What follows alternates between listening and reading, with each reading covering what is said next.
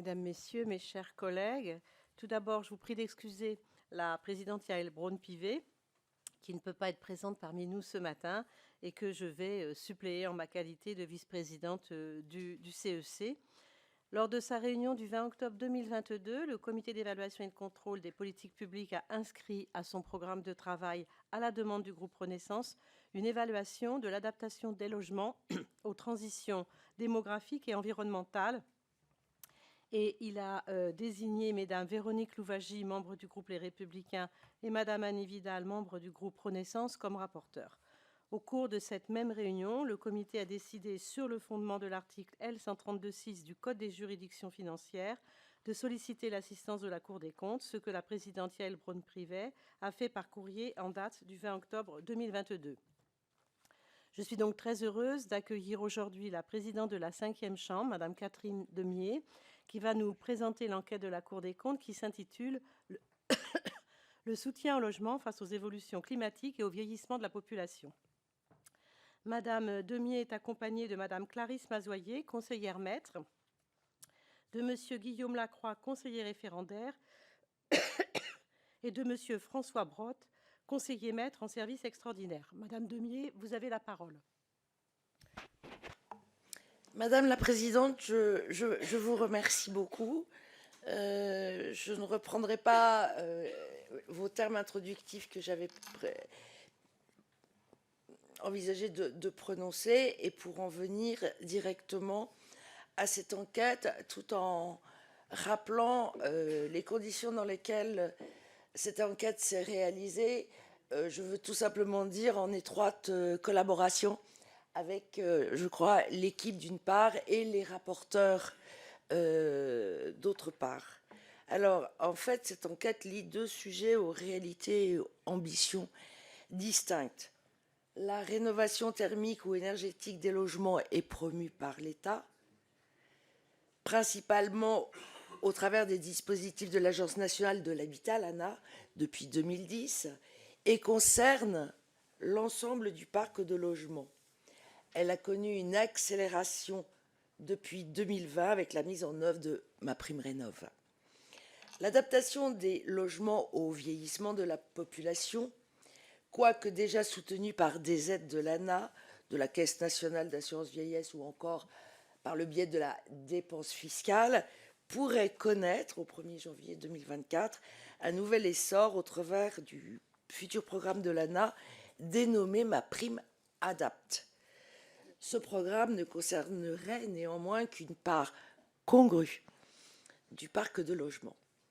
Ce constat posé, le point commun de ces deux sujets fort différents, en dehors de la proximité de la dénomination des programmes, MaPrimeAdapt', MaPrimeRénov', est de promouvoir des travaux de la part des particuliers par l'octroi de subventions directes aux ménages délivrées par l'ANA. Mais alors que la rénovation thermique, en traitant les caractéristiques pérennes du logement, a vocation à toucher l'ensemble du parc résidentiel, l'adaptation au vieillissement de la population, qui concerne finalement les besoins des habitants, ne vise pas toutes les catégories de population. L'enquête qui vous a été remise début octobre pour permettre d'éclairer les débats budgétaires que vous menez actuellement présente ces observations en deux parties. La première partie du rapport dresse un bilan des aides à la rénovation énergétique pour lesquelles nous disposons du recul nécessaire malgré, et nous le rappelons, le manque de données fiables. Elle permet une actualisation de nos travaux antérieurs. Nous avions notamment réalisé ce qu'on appelle un audit flash sur les premiers enseignements à tirer du déploiement de MaPrimeRénov' en septembre 2021, mais aussi ce qu'on appelle dans notre jargon un référé qui a été adressé à la Première ministre sur la rénovation énergétique des bâtiments en juillet 2022. Cette première partie approfondit le sujet en matière d'aide en soulignant l'articulation qui reste largement à effectuer avec les certificats d'économie d'énergie pour atteindre l'objectif de simplification. Elle tente aussi d'apprécier la performance environnementale des travaux ainsi aidés et élargit l'analyse de la politique publique en identifiant Deux enjeux encore insuffisamment investis, la mobilisation du secteur et l'évolution nécessaire de la filière du bâtiment pour répondre aux enjeux quantitatifs mais aussi qualitatifs. La seconde partie traite de l'adaptation des logements au vieillissement démographique, nouvelles politiques publiques à mettre en œuvre ou encore en construction. Elle apporte des précisions sur les enjeux et soulève des questionnements sur le calibrage des objectifs et des moyens envisagés. Pour revenir à la première partie et la rénovation thermique et énergétique des logements, le rapport tire un bilan clair. Si les objectifs numériques de ma prime rénove, 700 000 logements par an, ont été peu ou prou satisfaits, plusieurs points d'alerte sont relevés. Premièrement, le premier point porte sur l'augmentation des moyens, passant de 5,2 milliards en 2019, tout dispositif confondu, à près de 7 milliards en 2022. Cette augmentation des moyens ne s'est pas accompagnée d'une hausse équivalente des gestes de travaux réalisés. En raison de la fin des travaux aidés par le crédit d'impôt pour la transition énergétique à partir de 2020 et de l'effet de calendrier propre au certificat d'économie d'énergie. Pourquoi ? Parce que les entreprises ont accumulé des stocks de CEE, ce fameux certificat fin 2021, pour être certaines de remplir leurs obligations qui s'analysaient à la fin de la période 2018-2021. Par contre-coup, l'année 22 a connu une rétraction du marché des CE pour résorber ces stocks et une diminution nette des travaux aidés par ce biais.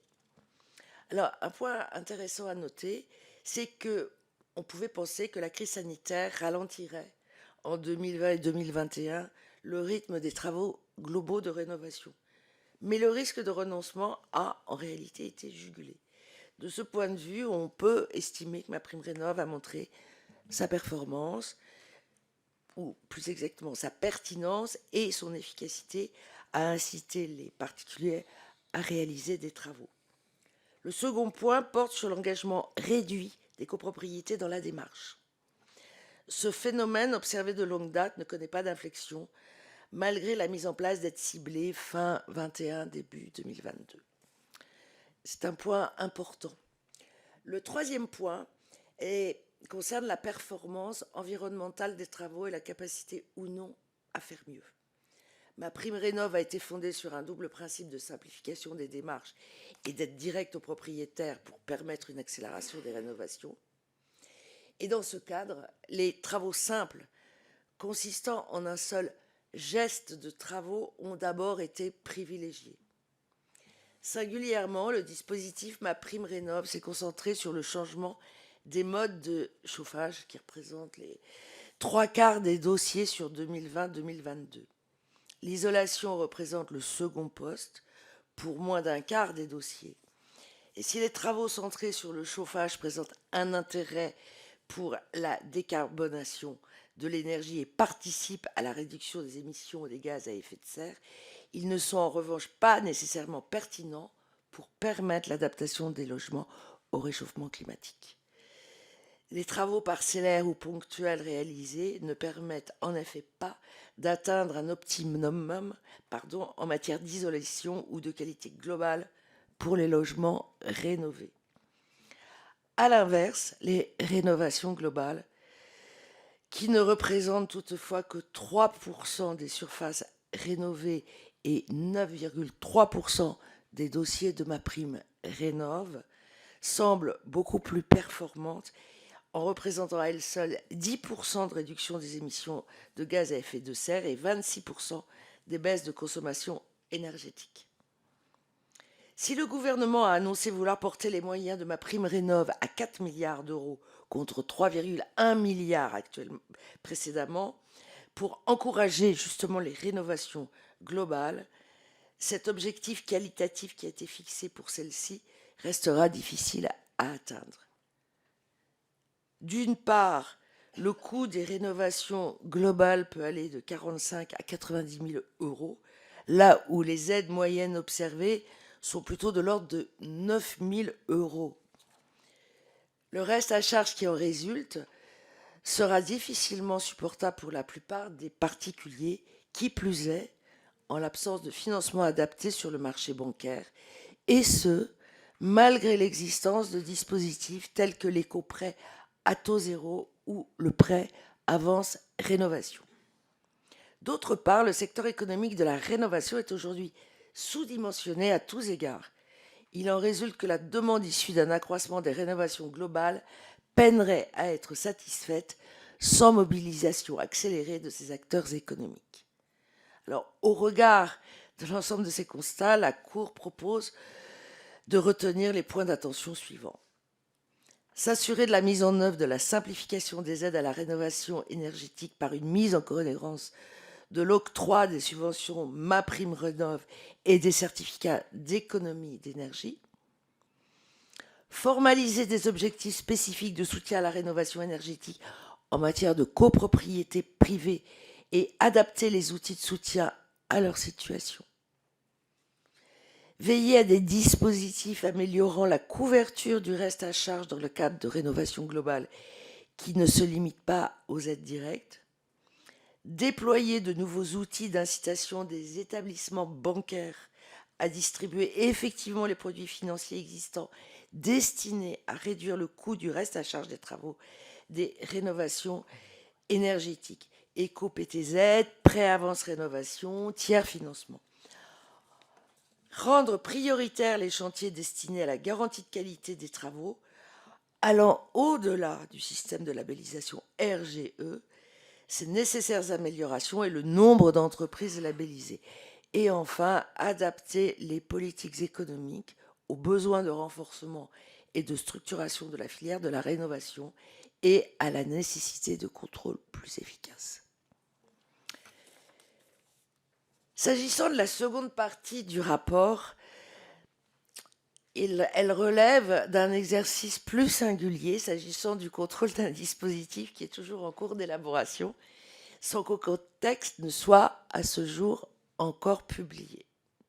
Le projet de regroupement des aides publiques en faveur d'une nouvelle subvention de l'ANA facilitant l'adaptation des logements au vieillissement de la population pourrait voir le jour au 1er janvier 2024 sous l'appellation, comme vous le savez, MaPrimeAdapt'. La volonté gouvernementale d'inciter aux travaux d'adaptation des logements au vieillissement de la population repose sur les projections démographiques qui laissent entrevoir que la part des personnes âgées de 75 à 84 ans pourrait connaître une augmentation de 75% à horizon 2050, alors même que le parc adapté aux enjeux de l'autonomie ne représente aujourd'hui que 6 à 7% des logements, environ 1 million de logements. Malgré cette évolution démographique majeure, il convient toutefois de relativiser les besoins qui en découlent. En effet, si la part des personnes âgées augmente, le nombre de personnes âgées dépendantes ne suit pas un accroissement symétrique. Par ailleurs, la population aspire dans son ensemble à rester le plus longtemps possible chez elle, et le vieillissement à domicile des personnes peu dépendantes peut ne pas nécessiter de fortes adaptations du logement, généralement économiquement moins cher qu'un placement en institution. Et correspondant vraiment aux souhaits des populations. Il en résulte que le besoin d'adaptation des logements n'est pas anecdotique. Il l'est d'autant moins que cette adaptation concourt à réduire les risques de chute des personnes âgées, lesquelles représentent une dépense de 3,1 milliards sur le budget de la santé, dont plus de 2 milliards pour les personnes de plus de 75 ans. Dans ce cadre, le projet de subvention unique MaPrimeAdapt' prévoit de s'adresser à tous les ménages modestes, propriétaires et locataires, en regroupant les aides existantes de l'ANA, de la Caisse nationale de l'assurance vieillesse et du crédit d'impôt pour l'adaptation des logements.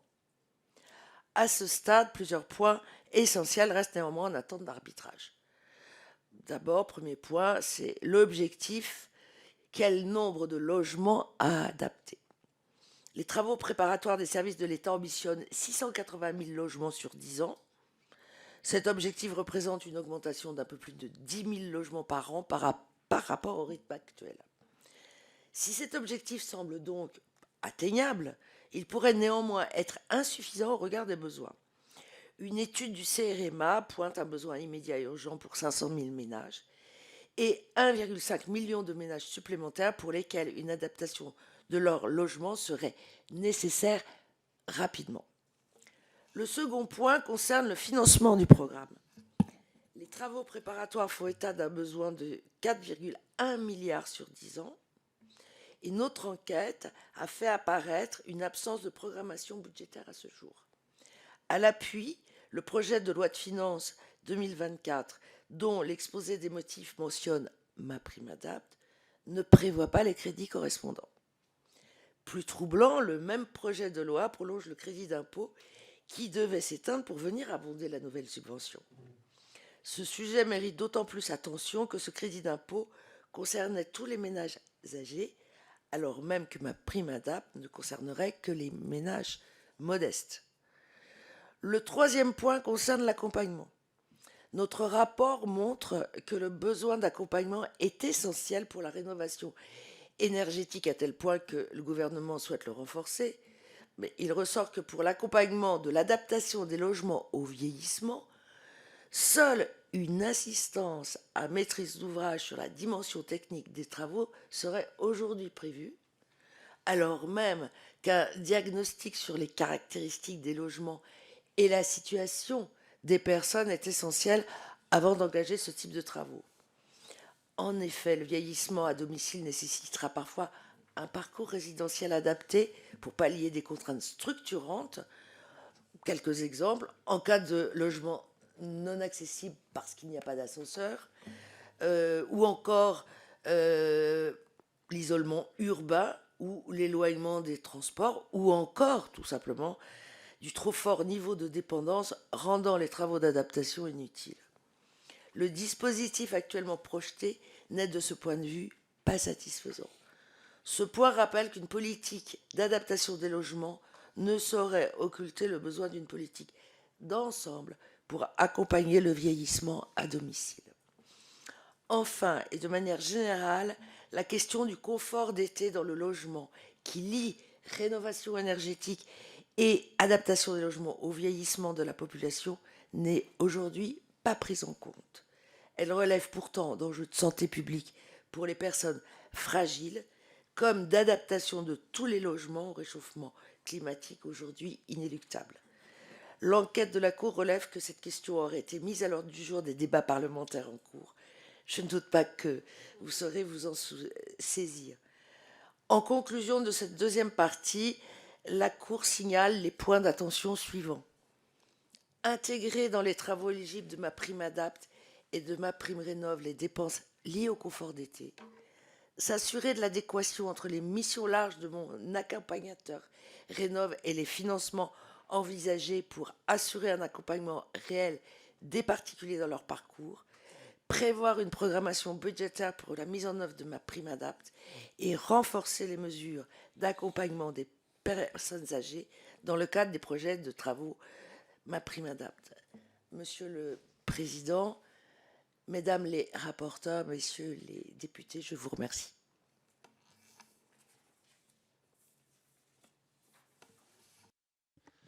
Merci, Madame Démier. Je propose de laisser la parole d'abord à nos deux rapporteurs. Peut-être, cher collègue Vidal, si vous voulez commencer. Merci beaucoup, Madame. Merci, Monsieur le Président. Merci pour cette présentation très intéressante. Nous avions bien évidemment précédemment pris connaissance de votre rapport avec grand intérêt. Il est très complet. Vous avez pour partie répondu aux questions que je souhaitais vous poser concernant d'éventuelles exclusions de MaPrimeAdapt' de certaines situations. Vous avez parlé des logements sans ascenseur. Il y a certainement d'autres situations où l'environnement de l'appartement pourrait exclure de s'engager dans une PrimeAdapt'. Et puis, vous avez également évoqué, et c'est bien légitime, de considérer les personnes aussi eu égard à leur perte d'autonomie et d'investir dans ma prime ADAPT pour une personne qui serait en très grande dépendance n'est pas forcément ce qui répondrait le mieux à sa situation. Donc vous avez abordé ces deux questions et donc merci. J'ai une autre interrogation. Dans la conclusion de votre rapport, vous dites que ma prime Rénov est conçue comme une aide à la personne et ma prime ADAPT comme une aide à la pierre. Alors j'avoue que cela m'a interpellée parce que, a priori, j'aurais pensé que ça devrait être le contraire. Donc, est-ce que vous pouvez me préciser des choses par rapport à cette distinction? Est-ce que c'est une distinction juridique ou philosophique? Et que changerait concrètement en termes de mécanisme le financement, le fait de concevoir ma prime Rénov comme une aide à la pierre et ma prime ADAPT comme une aide à la personne? Avec votre accord, Madame la rapporteure, je souhaiterais que mon collègue Guillaume Lacroix réponde à cette question parce qu'il s'est investi dans cette réflexion tout particulièrement. Et pendant que j'ai la parole, je vais par avance m'excuser parce que j'ai un rendez-vous en cabinet de ministre et je vais devoir vous quitter avant la fin de cette réunion et je vous prie de m'en excuser.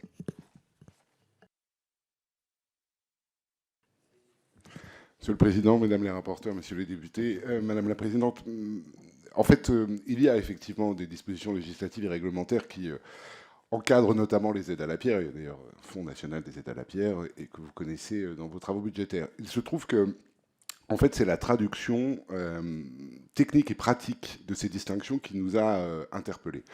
Vous avez parfaitement raison, philosophiquement, on pourrait se dire que des travaux pérennes dans un logement et qui valorisent le logement relèvent plus d'une aide à la pierre que d'une aide à la personne. Sauf que dans le fonctionnement de l'ANA, si vous êtes en système d'aide à la pierre, vous êtes en délégation d'instruction au service déconcentré de l'État. Et que donc, le seul moyen que l'ANA a trouvé pour permettre une fluidité des dossiers, une rapidité d'instruction, permettre que la centralisation des versements soit organisée, c'est d'en faire une aide à la personne. À l'inverse, l'adaptation au délogement au vieillissement de la population va relever des aides à la pierre parce que la délégation d'instruction va être donnée aux services déconcentrés ou collectivités délégataires des aides à la pierre, avec donc ce renforcement finalement d'une instruction en proximité, mais d'où j'allais dire l'étonnement de la Cour sur cet accompagnement restreint des personnes âgées, puisqu'on va aller sur, ou des familles de personnes âgées, puisque c'est plus souvent elles qui vont être amenées à engager les choses.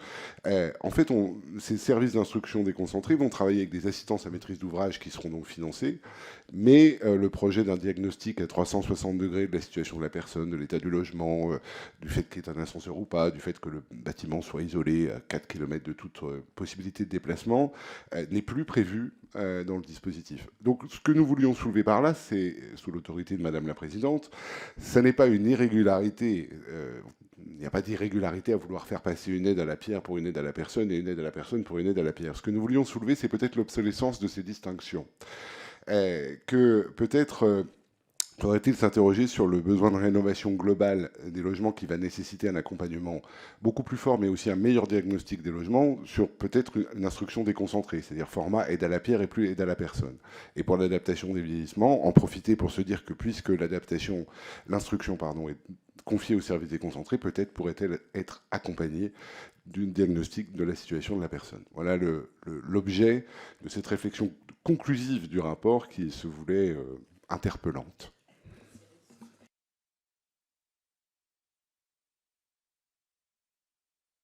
Oui, merci Monsieur le Président. Merci beaucoup pour ce compte-rendu de vos travaux. Plusieurs questions. Je vais commencer par trois.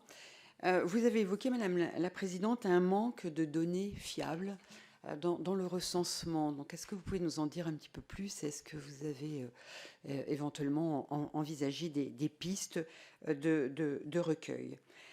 Un deuxième point qui concerne la mobilisation du secteur, l'enjeu des professionnels pour finalement répondre à la fois aux objectifs, aux souhaits, avec la difficulté du label RGE qui appelle aussi quelquefois quelques réactions, quelques commentaires.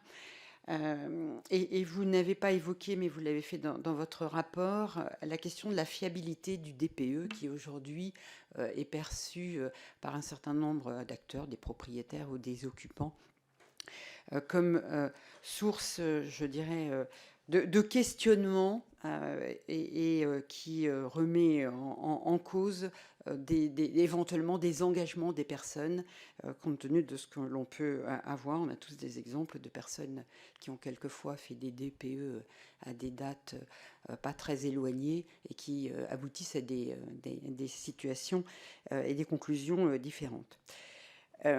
Vous avez évoqué le secteur bancaire. Alors effectivement, il est souvent évoqué parce que quand on parle de ce reste à charge, qui peut être plus ou moins important, on voit que la mobilisation du secteur bancaire n'est pas à la hauteur. On le voit au niveau du nombre de PTZ, au niveau de la rénovation, il y a 50, 60 000 par an, donc ce qui est quand même peu. Est-ce qu'on pourrait imaginer des dispositifs dont la durée pourrait être une durée très longue, quand je dis très longue, de 30, 40 ans, est-ce que ça c'est quelque chose qui pourrait être soutenable? Est-ce que cela pourrait être une solution? Voilà, je m'arrête à ces 3 premiers points dans un premier temps. Merci Madame la rapporteure. Sur le manque de données fiables en matière de logement, c'est de toute façon un constat que nous faisons très régulièrement, et notamment dans le domaine du logement, et à telle enseigne que nous avons consacré une étude qui, je ne sais plus si nous l'avons rendue publique, mais oui, mais si vous voulez, nous pouvons vous l'adresser directement, et qui déplore effectivement l'absence de données en matière de logement tout particulièrement. De la même façon, lorsque nous avons tenté d'engager une évaluation sur la rénovation énergétique des bâtiments, nous avons dû y renoncer parce que nous n'avions pas de données, et donc ce n'était pas évaluable. Et donc ça veut dire qu'on peut lancer des politiques publiques sans se donner les moyens de les évaluer, et ce référé était essentiellement consacré à la question d'une politique publique non évaluable faute de données. Donc, pour répondre à cette première question, voilà. Pour les 2 autres questions, avec l'accord du président, je souhaiterais que Madame Clarisse Mazoyer puisse répondre. Merci beaucoup. Monsieur le Président, Mesdames les rapporteurs, Messieurs les députés, sur la question des professionnels, peut-être. Alors effectivement, la question de la qualité des travaux est celle qui fait débat dans ce segment de la rénovation énergétique.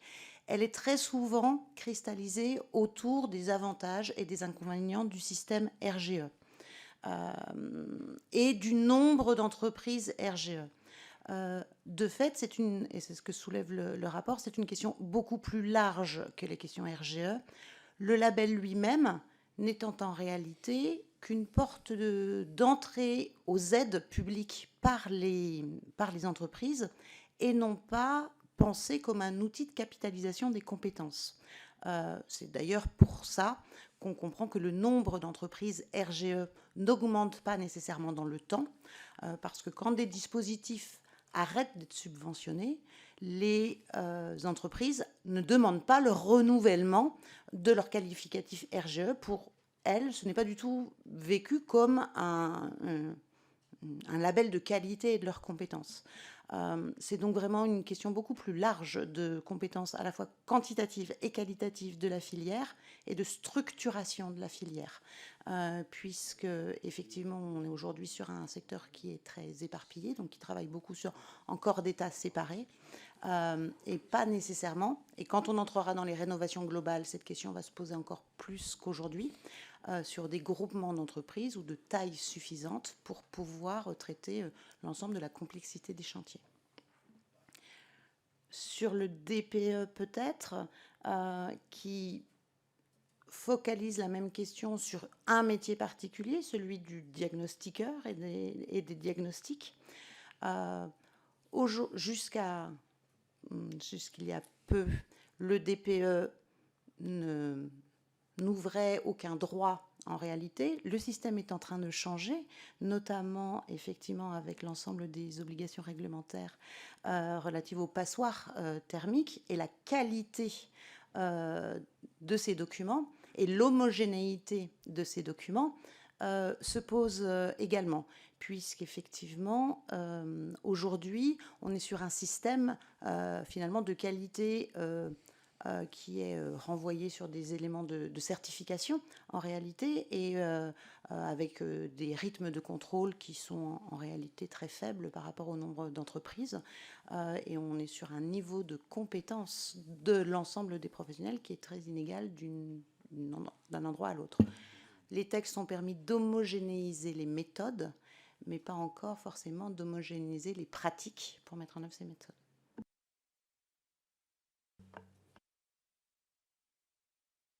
Avec votre accord, pouvons-nous donner la parole à Monsieur Brottes qui souhaiterait compléter ce qu'a dit Madame Massoyer. Merci Madame la Présidente, Monsieur le Président, Mesdames les rapporteurs, Monsieur le député.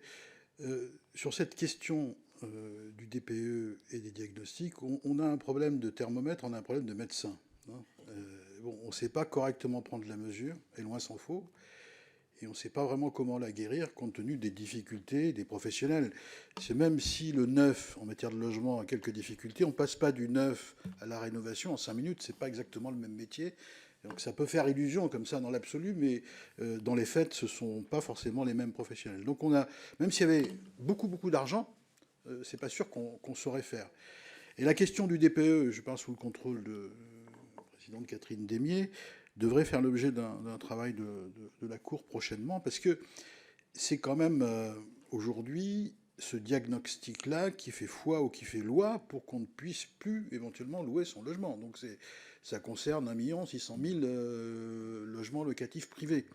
Donc on voit bien que s'il n'y a pas une vraie fiabilisation à la fois de la nature du process et de qui le pratique, si le couperet doit tomber sur des bases qui sont quand même contestables et discutables, on voit bien que ça peut poser un maximum de problèmes. Et en même temps, comment faire autrement que ne pas faire un diagnostic pour évaluer les choses? Mais donc on est au cœur d'un sujet qui à la fois préoccupe nos concitoyens et préoccupe de fait la Cour. Juste pour compléter la question sur le secteur bancaire, Clarisse Massoyer. Alors effectivement, nous avons constaté que des produits bancaires spécifiques à l'objet de la rénovation énergétique existent. Ils sont de fait peu utilisés. Sans doute, alors l'éco-PTZ un peu plus que le prêt avance rénovation. Si je commence par le prêt avance rénovation, qui est en fait un dispositif de poche, de fait, d'abord, peu de banques le diffusent. La Banque Postale le fait, le Crédit Agricole, le Crédit Mutuel, c'est à peu près les 3 seuls établissements bancaires. Et ensuite, même quand ils les diffusent, il faut pouvoir les commercialiser et mettre en avant ces produits en réalité. Probablement, l'éco-PTZ, c'est aussi un petit peu la même chose. Sans doute qu'au-delà des bonnes relations que le secteur bancaire tient à avoir avec l'État, ce ne sont pas des produits qui sont suffisamment rémunérateurs pour le service bancaire pour pouvoir les proposer de manière, j'allais dire, offensive, mise en avant. Il y a très peu de communication en réalité sur ces produits-là, sans doute parce que ce n'est pas les produits les plus intéressants pour le secteur bancaire.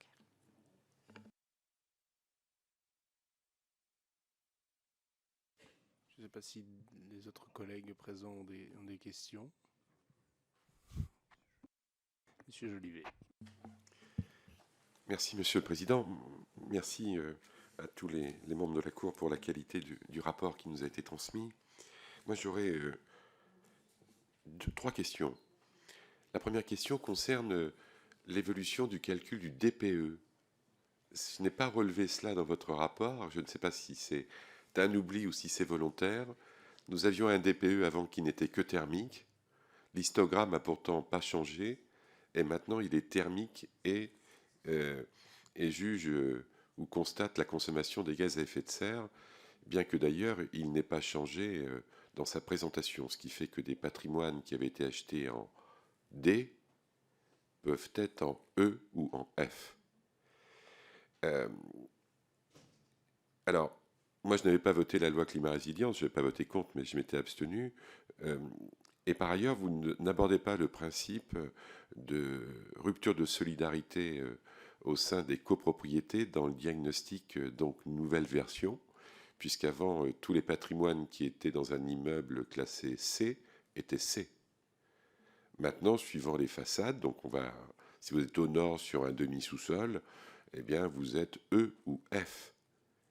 Et vous n'analysez pas les conséquences de la rupture de solidarité dans le patrimoine collectif sur les conditions thermiques et de consommation à gaz à effet de serre. Je ne suis pas sûr que ça va améliorer le fonctionnement des copropriétés. Ça, c'était ma première partie. Ma deuxième partie, c'est concernant les dossiers qui sont présentés aujourd'hui à l'ANA. Donc j'ai beaucoup apprécié la distinction aide à la personne, aide à la pierre. Moi qui suis partisan plutôt d'abaisser le centre de gravité de l'action publique au plus près du terrain et d'en faire que de l'aide à la pierre. C'est que 54% des dossiers qui sont présentés à l'ANA aujourd'hui, tous dossiers confondus, le sont par des personnes de plus de 60 ans. Et quand on regarde le patrimoine des personnes de plus de 60 ans et qu'on regarde les conditions de la rémunération de l'épargne populaire aujourd'hui en France, ce sont ceux qui détiennent le plus d'épargne, quels que soient les déciles, le plus d'épargne et qui ont par ailleurs les comptes épargne logement et les plans épargne logement souvent au taquet alors qu'ils n'achèteront pas de nouveaux logements.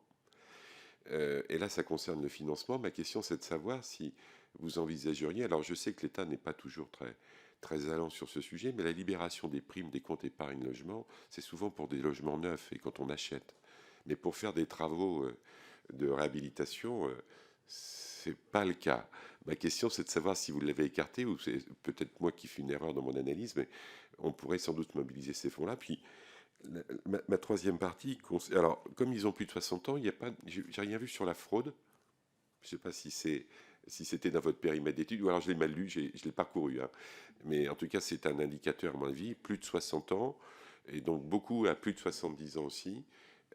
Et je pense qu'ils sont aujourd'hui des cibles de fraudeurs. C'est pour ça que le fait que ça revienne une aide à la pierre au plus près du terrain et dans l'animation aussi me semble être une bonne idée. Et puis après, alors, je l'ai parcouru, je ne l'ai pas lu dans son ensemble, mais en fait, le vrai débat de fond sur la réhabilitation de logements, que ce soit d'un point de vue thermique ou de gaz d'économie de consommation de gaz à effet de serre, ou pas de gaz d'ailleurs, et par ailleurs adapter le logement au vieillissement de la population, enfin, c'est de savoir comment on fait pour conserver la valeur du bien. Parce que s'il est F ou G, il aura moins de valeur que s'il est un C. Et je me demande si, dans les orientations que conduit le gouvernement, et de manière successive d'ailleurs, et quelle que soit d'ailleurs la nature des majorités concernant l'ANA, eh bien, on s'aperçoit qu'on n'a jamais voulu porter le débat sur la valeur du bien. Et je pense que les personnes d'un certain âge ou d'un âge moins certain, si on arrivait à les convaincre de la conservation de la valeur du bien, parce que l'idée de transmission est une idée qui aujourd'hui est très forte dans notre pays, sans doute permettrait peut-être de mobiliser également leur épargne et peut-être de faire quelques économies aux deniers publics. Voilà, je voulais savoir si vous aviez envisagé ces situations.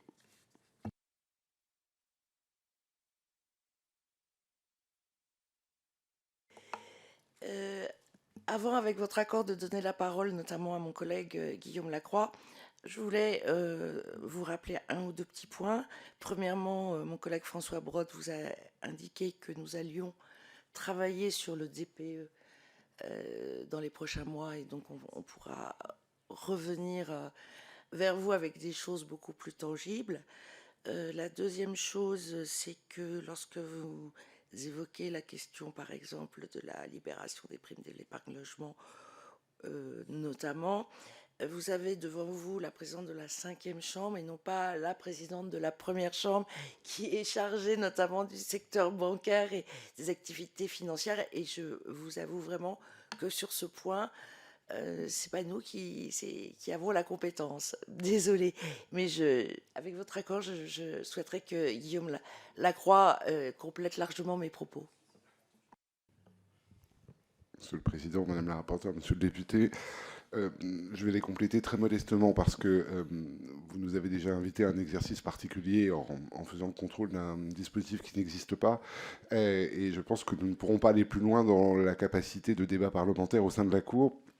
Néanmoins, vous répondre en creux sur au moins 2 points. D'abord sur la fraude, le rapport évoque ce point. Nous l'avons d'abord évoqué d'ailleurs dans tous les rapports de la Cour des comptes sur l'ANA, depuis le dispositif Habiter mieux. Donc ça veut dire que depuis 2019, 2018-2019, nous avons tous les ans et demi eu un contrôle en lien avec l'ANA, et dans tous ces contrôles, il y a eu systématiquement un point sur la fraude. Et donc nous soulevons dans ce rapport d'ailleurs que la fraude, effectivement, n'est pas celle au financement, mais souvent celle de la qualité des travaux, et qui ne relève pas de la compétence de l'ANA, mais du contrôle du secteur économique.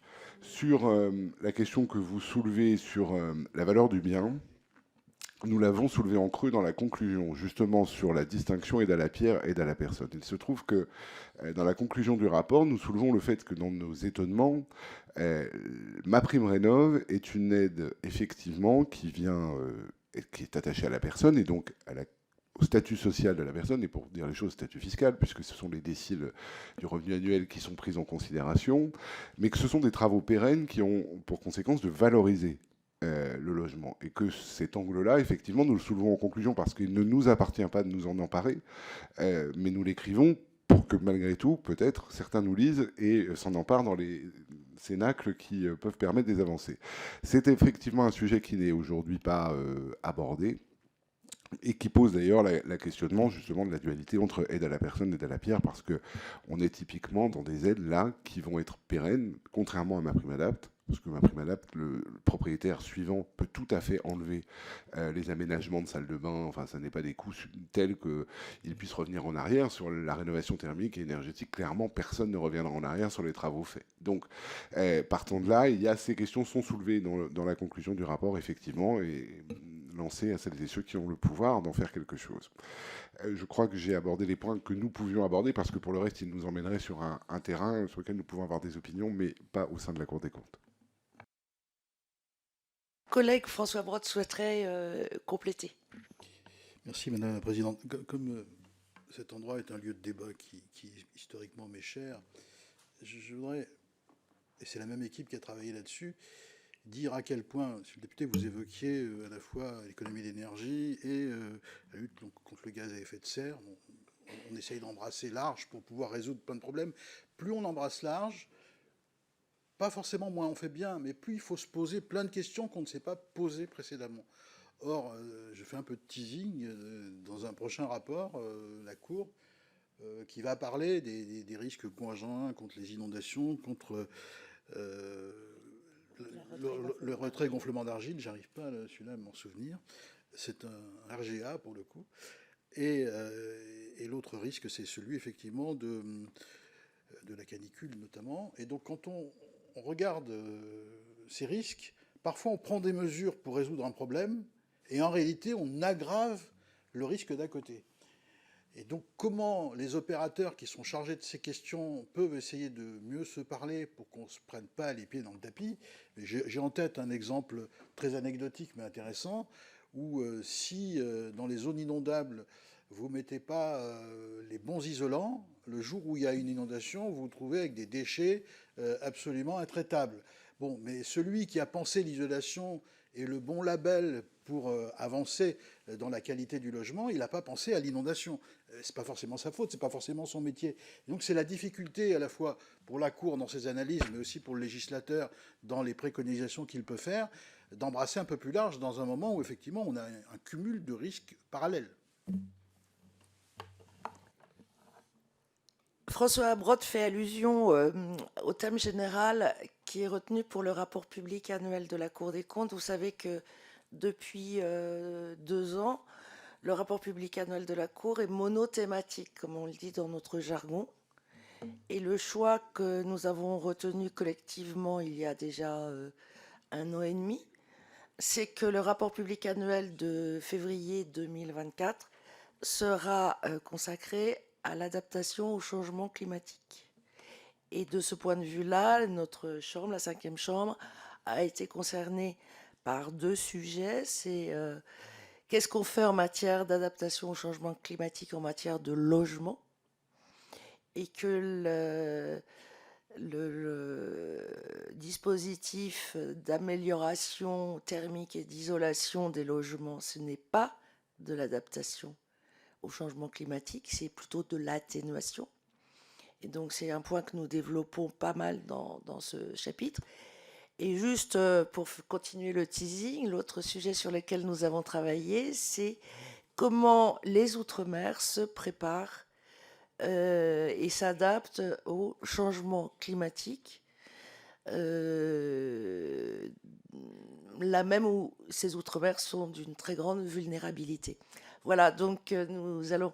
Et évidemment, il y a de très nombreux sujets sur l'adaptation au changement climatique dans ce rapport à venir. Merci beaucoup. Je laisse la parole à la collègue Louwagie. Oui, merci Monsieur le Président. Je voudrais revenir sur quelques points. Le premier, cela concerne les évaluations qui ont été faites concernant la rénovation des logements. Vous en faites état d'ailleurs dans votre rapport. Nous avons le rapport Pisani-Ferry qui donne une estimation de 10 à 14 milliards, dont la moitié pourrait être du ressort des collectivités territoriales, et un autre rapport, qui est le rapport Olivier Sichel, qui indique une contribution locale de 200 millions d'euros. Donc des évaluations très, très différentes. Est-ce que vous pouvez, je dirais, nous faire quelques observations, avoir votre sentiment sur ces divergences importantes en termes d'évaluation?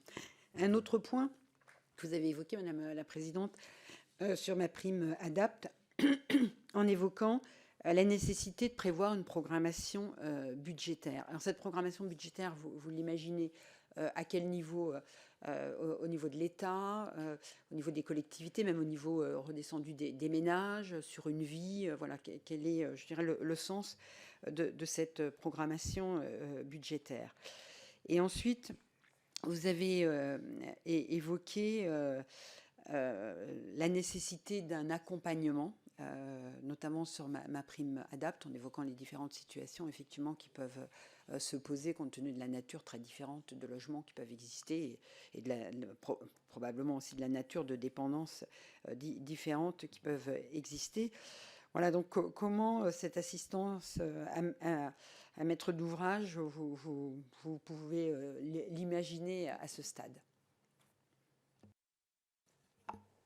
Merci Madame la rapporteure. Je vais passer respectivement la parole à mes collègues Clarisse Mazoyer et Guillaume Lacroix, simplement sur la programmation budgétaire, comment dire, de manière très triviale. Notre réaction, c'était de dire, voilà, le gouvernement annonce la création d'une aide MaPrimeAdapt' et nous n'en trouvons pas trace dans le plus prochain projet de budget. Ce qui était quand même déjà une première interrogation, et simplement, effectivement, à partir du moment où on fait un diagnostic d'un certain nombre de logements à adapter au vieillissement, il nous paraît important qu'il y ait bien cette programmation budgétaire, mais à ce stade, je crois que, et mes collègues compléteront s'ils le souhaitent, nous en étions vraiment à quelque chose de très basique, c'est programmation budgétaire de l'État.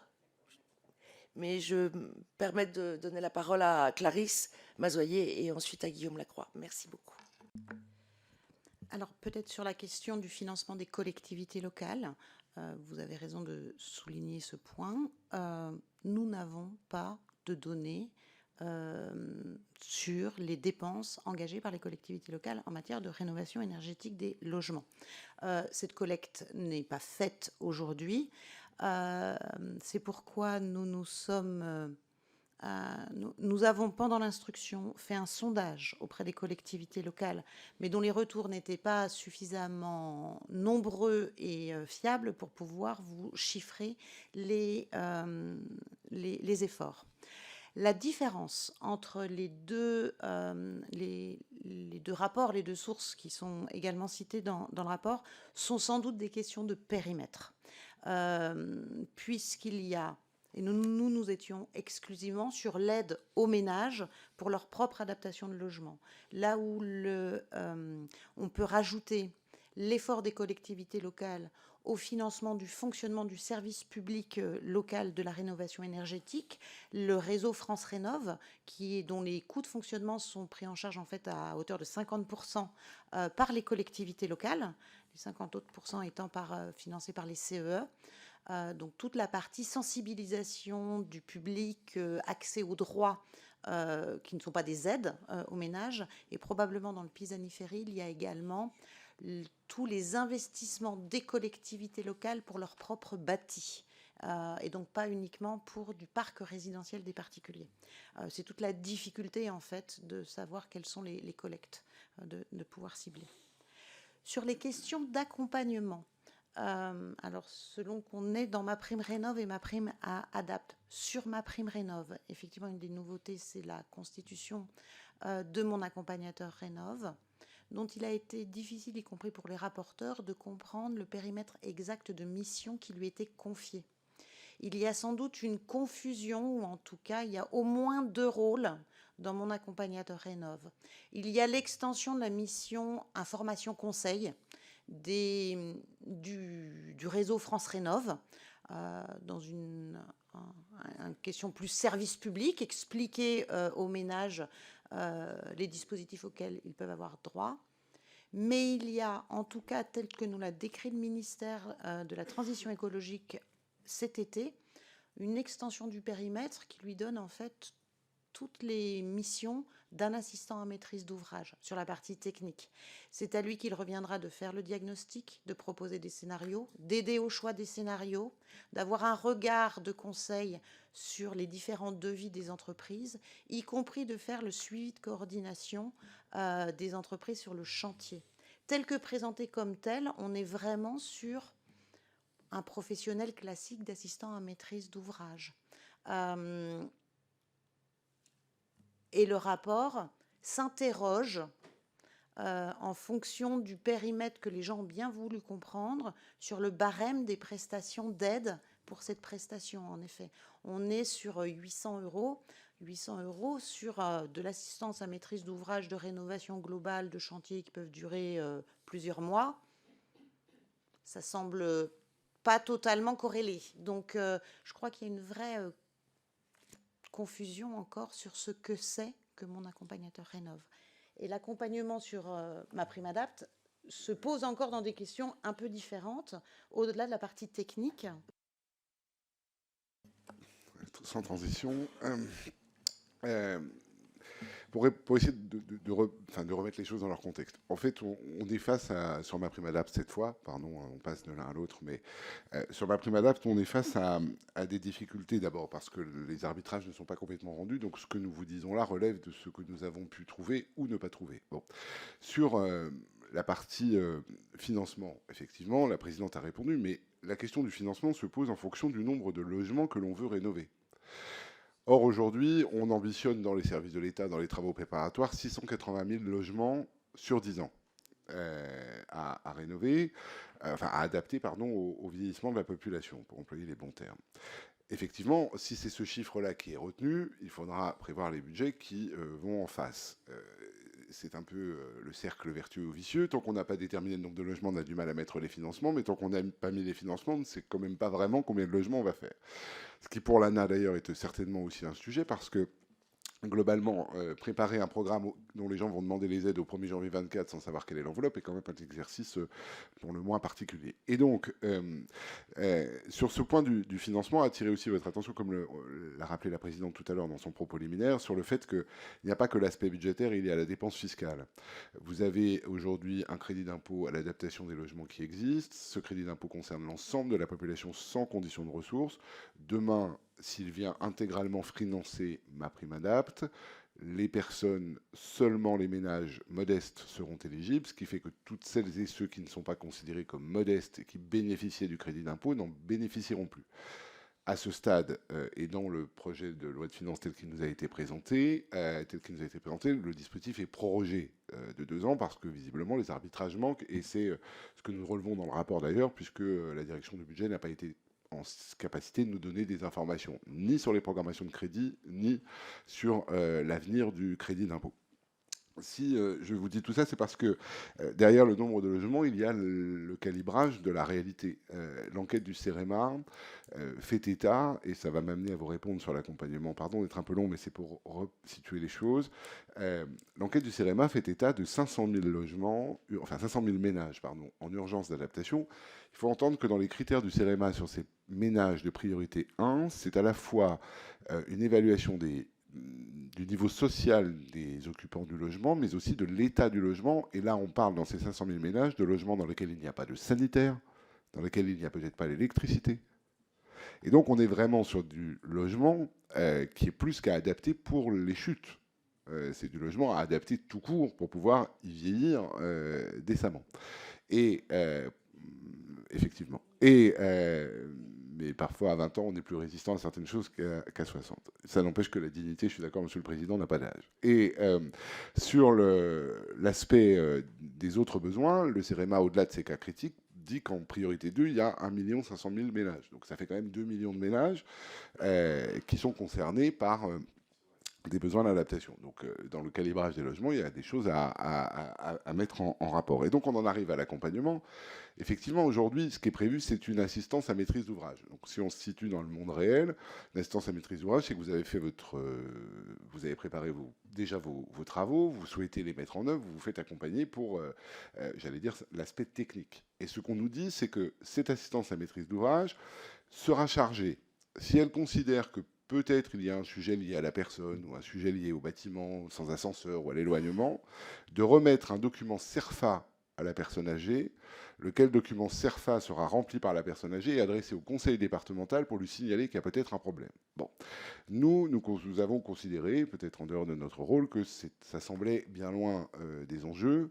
Et dans les travaux initiaux, oui, c'est ce qu'ils appellent la CERFatisation, on a repris le mot dans le rapport, parce qu'il nous a semblé nécessaire que chacun ait connaissance de cette nouvelle sémantique.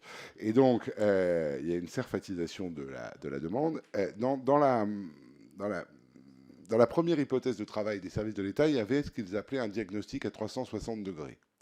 C'est-à-dire qu'il y avait, avant l'assistance à maîtrise d'ouvrage, c'est-à-dire qui s'occupe véritablement de savoir s'il faut mettre un tapis collant dans la salle de bain, mettre une barre de douche dans les toilettes, une barre pour se tenir dans les toilettes ou dans la douche, savoir si on doit changer l'agencement de la chambre, parce que contrairement aux idées reçues, le rapport le relève, les chutes ne sont pas principalement dans la salle de bain et dans les toilettes, mais dans la chambre. Et donc, c'est un point retenir. Et donc, avant de savoir quels agencements et quels travaux on fait, l'idée c'était peut-être de se demander si le logement méritait qu'on les fasse et si la personne qui y vivait était en situation de pouvoir quand même, malgré quelques aménagements qui ne seront jamais des rénovations globales, continuer d'y vivre. Et donc ce diagnostic à 360 degrés n'a visiblement pas été retenu comme étant un second accompagnement lié justement à la spécificité de la personne. Donc ce que nous soulevons dans le rapport, c'est que peut-être cet accompagnement à 360 degrés pourrait être encouragé, qui plus est, alors même que MaPrimeAdapt sera une aide à la pierre, donc instruite par les services déconcentrés de l'État, donc en proximité,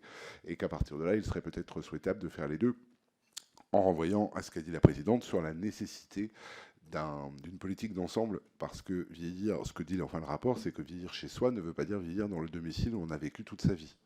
Il peut y avoir d'autres chez soi que celui où on a toujours vécu. Je laisse la parole au collègue Khalifé. Oui, merci Président. Merci Madame la 5e présidente et merci aussi au rapporteur. Écoutez, j'ai traversé votre rapport, disons, avec attention et j'avais retenu 3 items à la limite, si on peut dire ça ainsi.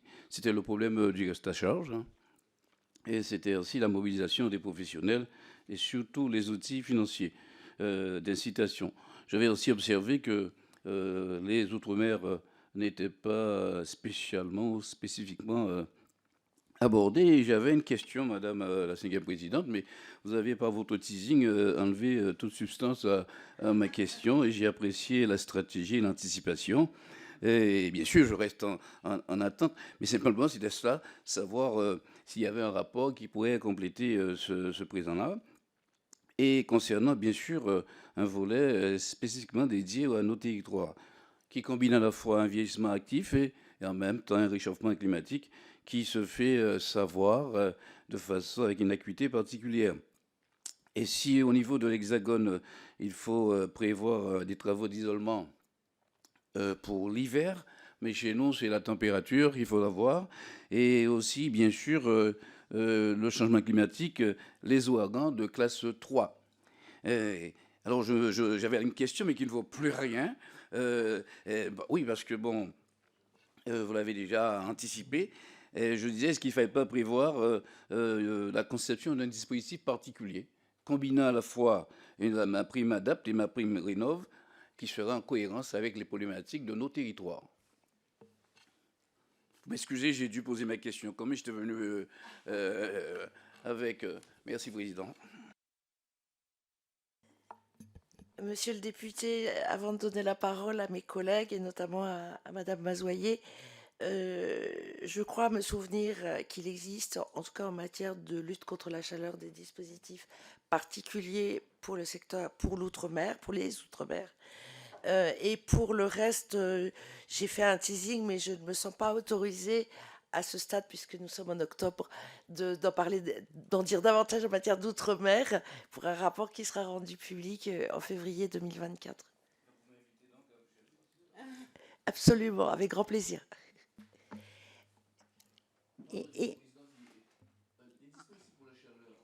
Les particuliers ou pour les collectivités? Les collectivités En fait, ont cette obligation. Les particuliers, ça devient plus compliqué et plus cher. En réalité, effectivement, pour approfondir les propos de la présidente, il y a d'ores et déjà aujourd'hui dans ma prime Rénov des dispositifs qui sont particuliers au territoire ultramarin. Et comme vous le soulignez, et c'est d'ailleurs ces dispositifs ultramarins qui sont en train d'être utilisés pour faire évoluer ma prime rénov dans l'Hexagone, puisque ma prime rénov dans l'Hexagone, vous l'avez vu, est très largement centrée sur les questions de confort d'hiver, puisqu'il s'agit des questions de chauffage, dans une logique de réduction des gaz à effet de serre et des consommations énergétiques, et que jusqu'à présent, les questions de pic de chaleur n'étaient pas traitées par ma prime rénov, alors qu'elles le sont dans le dispositif ultramarin de ma prime rénov. Notamment, on peut avoir des surtoitures surventilées, etc. Il y a beaucoup plus de dispositifs, soit d'énergie solaire, soit de ventilation spécifiques aux Outre-mer, qui sont d'ores et déjà aidés. Le ministre en charge du logement a annoncé cet été que dans le cadre de la réforme de MaPrimeRénov 2024, il y aurait une extension de ces dispositifs ultramarins à l'ensemble des territoires, de manière à mieux prendre en compte la question de ce qui s'appelle désormais les bouilloires thermiques, ou en tout cas le traitement des pics de chaleur. On peut, si vous permettez, on peut juste noter que c'est l'apprentissage dans les territoires ultramarins qui va servir de modèle à ce qui sera mis en œuvre par rapport au confort d'été en France hexagonale, quoi. Et donc c'est vrai que, je ne dis pas que c'est un renversement d'habitude, mais là c'est clairement une pratique revendiquée dans les réponses du gouvernement à notre enquête. Oui, parce que, disons, on va dire de façon naturelle, il y a comme une expérimentation naturelle des phénomènes que nous avons à évoquer dans ce rapport et qui vont se poser de façon assez particulière à l'ensemble, disons, des territoires. Mais là où je voudrais en venir, c'est que il y a un coût rédhibitoire. Et si bien que il faudrait voir un peu quelle est la pertinence et l'utilisation de ces primes-là sur nos territoires, parce que c'est un surcoût terrible, même pour les collectivités. J'ai eu à administrer des collectivités, vous avez plus 30%, vous n'arrivez pas à tenir, et surtout avec, quand vous mettez les aides en face, quoi, les aides publiques en face, vous n'arrivez pas à tenir, et vos programmations restent en plan, attendant, disons, un complément de subvention qui n'arrive pas. In fine, maintenant, vous ne consommiez pas les fonds qui étaient prévus, et vous n'avez pas de réalisation. Disons, un espèce de cycle ou de cercle vicieux qui font parfois que vous n'arrivez pas à traduire les choses dans le factuel.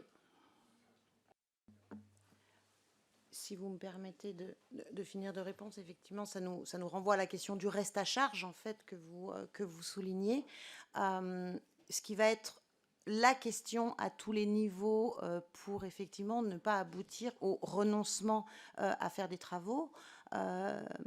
Les annonces qui ont été faites et qui restent encore à se traduire dans le projet de loi de finances 2024 de renforcement des besoins de MaPrimeRénov' ont clairement pour le pilier performance, donc pour la partie rénovation globale, augmenter les plafonds de financement. Là où c'était plafonné à 35 000 euros, on nous parle de 70 000 euros. On nous parle des taux de subventionnement pour les très modestes qui pourraient monter jusqu'à 90%. Reste que c'est dans des cas spécifiques, soit de revenus des bénéficiaires, soit de conditions de logement, soit de performances recherchées. Il faut faire un saut de 4 classes de DPE pour avoir les 80. Et reste la question au cas par cas, situation individuelle par situation individuelle, de à combien se monte le reste à charge et quel est le reste à charge soutenable de manière à ce qu'il n'y ait pas de renoncement à travaux. C'est toute la difficulté du pilotage du système et donc c'est pour ça que le rapport, malgré ces annonces de renforcement de crédits budgétaires, s'interroge sur la capacité du dispositif à aider là les 200 000 rénovations performantes annuelles qui est attendue du dispositif. C'est pas garanti que même avec l'augmentation des moyens budgétaires proposés sur le dispositif, les particuliers adhèrent à la démarche. Je donne la parole à la collègue Louwagie. Oui, merci Monsieur le Président. Ce sera ma dernière question. Je voudrais revenir sur la simplification dont vous avez fait part, Madame la Présidente, sur les dispositifs MaPrimeRénov' et CE. Alors comment peut-on imaginer, je dirais, une simplification? Parce que finalement, il y a des canaux très différents avec des process qui sont côte à côte. Voilà, donc comment avez-vous pu imaginer ça? Et je profite de cette prise de parole encore pour vous remercier, Madame la Présidente, et Madame et Messieurs les conseillers pour les travaux que vous nous avez rendus. Merci beaucoup, Madame la rapporteure. Qui souhaite Alors, vous avez raison, l'articulation de MaPrimeRénov' et les CE, c'est extrêmement compliqué, car tout est dissemblable dans les deux dispositifs. Il y a quand même des avancées. D'une part, sur le rapprochement intégral des travaux qui sont subventionnés par l'un ou par l'autre. Ce n'était pas encore le cas. Le sujet, pardon d'entrer dans ces détails, mais ce sont les pompes à chaleur réversibles OO, je crois, ou RR, excusez-moi, on le dit dans le rapport, qui étaient éligibles au CE et pas à MaPrimeRénov' et qui le deviennent cette année. Il y avait quand même 800 000 travaux par an, hein, non, pardon, pas 800 000, 80 000 pompes à chaleur chaque année. Donc il y a quand même ça, que les listes de travaux soient les mêmes. Et puis ensuite, et normalement c'est annoncé aussi pour 2024, désormais, l'ANA va faire écran des deux dispositifs, c'est-à-dire que dès qu'un particulier demandera une aide de l'ANA, ce sera à charge pour elle d'aller chercher le CE auprès des dispositifs, ce qui n'était pas le cas dans tous les dispositifs MaPrimeRénov'. Donc en fait, on ne règle pas la complexité, mais on l'internalise au sein de la puissance publique de manière à ce que ce soit neutre pour le particulier. J'en profite du coup moi aussi pour poser quelques questions à la fin. Bon, moi, je suis pas spécialiste du tout du sujet du logement, mais je vois qu'il y a des éléments qu'on retrouve dans pas mal de politiques publiques où on va essayer d'orienter le secteur privé avec des aides spécifiques pour atteindre les objectifs politiques qu'on s'est fixés. Mais à chaque fois, je vois que le fonctionnement des marchés concernés, là du marché du bâtiment, est une grosse contrainte pour atteindre les objectifs, ou un gros frein, pour le dire différemment. J'ai l'impression qu'à chaque étape, on prend les diagnostics, on se rend compte que les diagnostics, c'est compliqué, que des fois, ils ne sont pas forcément fiables, qu'il y a de la fraude, qui en plus évolue dans le temps et du coup, les paramètres changent au fur et à mesure. Quand on prend la question de l'assistance à la maîtrise d'ouvrage, on voit qu'il y a aussi des difficultés. Alors on essaye de mettre on voit une difficulté, on met mon accompagnateur pour essayer de résoudre la difficulté, qui est aussi une forme d'accompagnement du marché mais qui ne résout pas le problème. On a besoin d'entreprises qui sont certifiées. Elles ne demandent plus vraiment la certification, et même quand elles sont certifiées, je revoyais vos chiffres, la DGCCRF en 2020 qui dit que 66% des infractions constatées proviennent d'entreprises RGE. Enfin,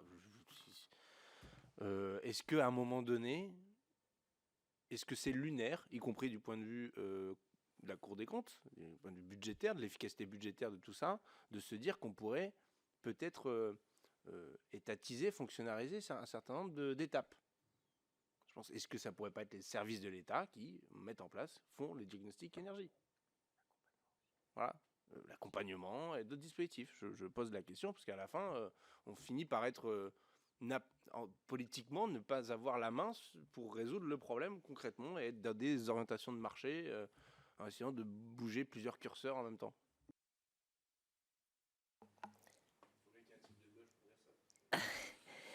Monsieur le Président, c'est quand même extrêmement compliqué pour la Cour des comptes que de répondre à une question qui est éminemment politique.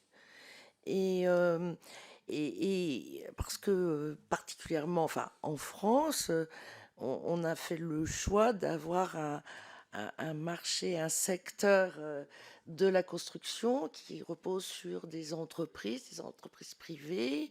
De surcroît, c'est un secteur où le soutien de l'État a été très fort et depuis finalement, on peut dire l'immédiate après-guerre, avec une approche assez constructiviste, en disant qu'on allait développer un secteur du bâtiment qui n'est pas exportable, qui est pourvoyeur d'emplois, et donc en ayant créé un secteur de la construction tel qu'il existe, je ne crois pas qu'il appartienne à la Cour de remettre en cause des choix politiques relativement pérennes. Ce qu'on peut simplement vous dire, c'est que je crois que à partir du moment où on a une politique publique, même lorsqu'elle s'appuie sur un important secteur privé, il appartient d'abord à la puissance publique de fixer ex ante des objectifs et les moyens de les atteindre.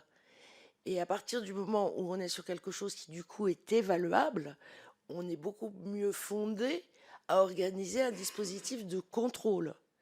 Mais à ce stade, évidemment mes collègues peuvent préciser ou compléter mes propos, mais nous avons une frontière que nous ne nous autorisons pas à franchir.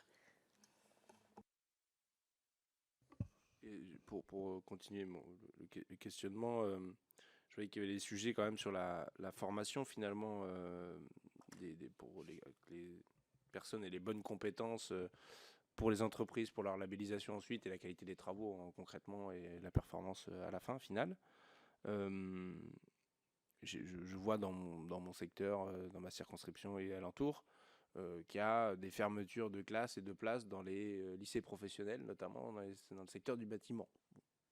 Est-ce que vous êtes interrogé là-dessus, sur l'intégralité de la filière finalement, de tous les éléments qui sont constitutifs d'une amélioration, et notamment cette formation, ou est-ce que là, pareil, on renvoie à la forme, parce que je sais qu'il y a des lycées professionnels privés qui existent, ou des formations de l'apprentissage, etc., qui sont censés remplir ces objectifs, mais j'ai pas l'impression qu'à la fin, en bout de chaîne, on ait le résultat escompté. Monsieur le Président, alors dans ce cas-là, je vous renvoie à des travaux très riches que nous avons rendus, notamment en juin 2022, sur la réforme de l'alternance et de l'apprentissage, issue de la réforme plus globale de la loi du 5 septembre 2018, et où nous expliquons que le système de l'apprentissage fort coûteux, repose sur une politique qui a plutôt libéralisé l'offre de formation et que notamment les CFA ont pu se créer sur la base d'une offre et que l'offre de formation s'était orientée le plus souvent vers des formations du tertiaire, parce qu'en termes d'équipement, ça coûte moins cher, et répondent moins aux besoins ou des régions ou des entreprises, et qu'effectivement, je ne peux pas vous répondre s'agissant de l'apprentissage en matière de bâtiment, mais probablement on y trouverait sûrement un début de réponse, et que de surcroît, le rapport montrait très bien également, et c'est un élément de réponse également, que le nombre et l'objectif d'atteindre 1 million d'apprentis, nous sommes actuellement, je crois, à 800 000, c'est largement fait avec des apprentis qui étaient du niveau bac ou qui étaient bac plus 2, 3, 4 ans. Ce qui veut dire que la réforme de l'apprentissage, par les caractéristiques que je vous décris, n'a probablement pas bénéficié au secteur du secondaire, enfin, et notamment le secteur du bâtiment. C'est ce que je peux vous répondre, mais sur la formation plus particulièrement du secteur, est-ce que mes collègues souhaitent compléter? Monsieur Brotte? Oui, Madame la Présidente, merci. Monsieur le Président, le rapport le dit parfaitement, on a quand même un petit problème de pilotage des professionnels, puisque la réponse à notre enquête faite par les services de la DGE nous montre qu'ils s'interrogent beaucoup sur comment mobiliser la filière. Et j'allais dire, la tutelle, elle est là, et en réalité, ce n'est pas ce ministère-là qui est au front de ces mesures. Donc, les acteurs qui doivent faire ne sont pas forcément autant embarqués que ça dans la dynamique publique telle qu'elle est organisée. Donc, il y a sûrement un sujet de pilotage. Après, à l'impossible, nul n'est tenu. La plus grande entreprise de France, que sont les artisans, c'est quand même essentiellement des entreprises individuelles et qui tiennent à le rester. Donc on a aussi ce sujet avec un rapport à l'embauche qui est quand même un peu compliqué. Et là, ce qu'a expliqué ma collègue tout à l'heure sur je prends le label parce qu'on peut changer les fenêtres, je sais faire, ça m'arrange, il n'y a plus de prime pour les fenêtres, bah, l'année d'après, je renouvelle pas mon label. C'est-à-dire que c'est une entrée sur... Ça se défend comme thèse, mais c'est pas ça qui était dans l'objectif, c'était que montent en gamme de compétences au fur et à mesure des entreprises qui se dédient à la rénovation. Mais on ne peut pas non plus en vouloir à des petits professionnels au sens de la taille, qui tiennent à le rester, de surcroît, de ne pas forcément aller apprendre des choses sur lesquelles ils n'ont pas envie de travailler. Donc tout ça est quand même très compliqué. Mais le rapport, enfin, ce qu'on dit de la réponse de la DGE, pardon, Direction générale des entreprises, dans le rapport, montre bien que ce ministère, il est un peu en retrait de tous ces dispositifs, et qu'en même temps, c'est normalement lui qui parle avec tous ces professionnels. Enfin, à la fin, il y a quand même un sujet, c'est qu'on doit rénover ces bâtiments. C'est pas, enfin, je veux dire, sinon on va avoir devant de plus gros problèmes. Je veux dire, donc la question c'est est-ce qu'il y a des étapes qui seraient souhaitables, y compris d'un point de vue encore une fois budgétaire et économique, hein, pour l'État, d'internaliser, de faire par soi-même, qui sont des étapes clés, sans pour autant remettre en cause tout le dispositif. Donc voilà, on met mon accompagnateur. Est-ce qu'il ne faudrait pas des fonctionnaires qui fassent l'assistance à maîtrise d'ouvrage et qui, eux, vont ensuite solliciter l'ensemble des petits artisans qui font leur travail? Est-ce que, voilà, est-ce que par en bas, par la norme, est-ce qu'on ne devrait pas élever les normes de base pour pouvoir être officiellement travailler dans le bâtiment? Et je vous ai même pas encore parlé du bois terre-paille, je suis sympa. Clarisse Mazoyer, puis Guillaume Lacroix. Peut-être effectivement, et c'est ce qu'essayait de montrer le rapport, c'est que l'outil de politique publique privilégié dans la rénovation énergétique des logements des particuliers aujourd'hui, c'est la subvention. C'est la subvention directe qui vise à solvabiliser la demande. Les constats que nous posons, c'est qu'il y a sans doute d'autres outils que de la subvention, de la solvabilisation de la demande pour répondre aux objectifs. Les questions de pilotage, effectivement, de financement privé et de pilotage des acteurs sont sans doute des orientations, effectivement, à renforcer au regard de l'outil de la subvention directe. Et sur les questions de régulation, d'animation, de pilotage des acteurs, là aussi, parce que ce n'était pas le champ de la commande et nous n'avons pas instruit l'ensemble de ces questions, on s'est borné, par exemple, à faire un parallèle sur les contrôles de la qualité ex post entre les travaux de la rénovation énergétique et par exemple des installations électriques ou gazières. Quand vous avez un risque à la personne, le dispositif de contrôle, d'autocontrôle des entreprises n'est pas du tout le même que celui de la rénovation énergétique. Les certifications ne sont pas les mêmes, le nombre de contrôles qu'ils doivent faire eux-mêmes n'est pas les mêmes, le nombre de contrôles extérieurs qu'ils ont sur leur activité ne sont pas les mêmes, parce que le risque aujourd'hui n'est pas le même, ce sont des risques à la personne. Donc d'autres modèles de régulation existent, y compris sur le secteur en France, et sans doute le champ des possibles est-il ouvert. Monsieur le Président, non pas pour vous apporter des réponses complètes sur vos interrogations sur l'étatisation du dispositif, mais peut-être vous rappeler le rapport de la Cour sur le dispositif Habiter mieux sans repartir dans la préhistoire de la rénovation énergétique.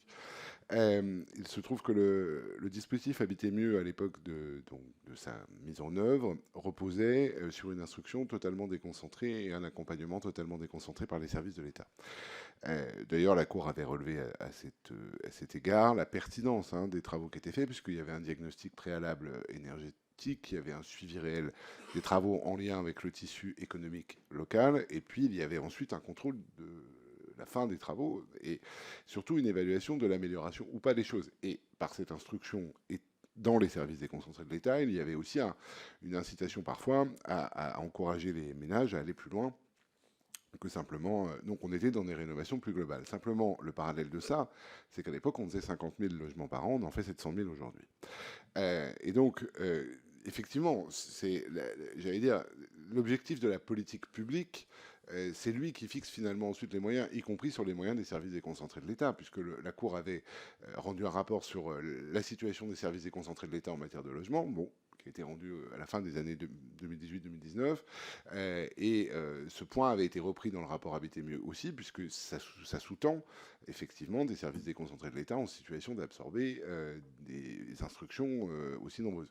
Ça relève pas évidemment de choix de la Cour, ça relève simplement je vous donne les chiffres que nous avions relevés, mais je redis aussi, la politique publique fixe aussi les moyens.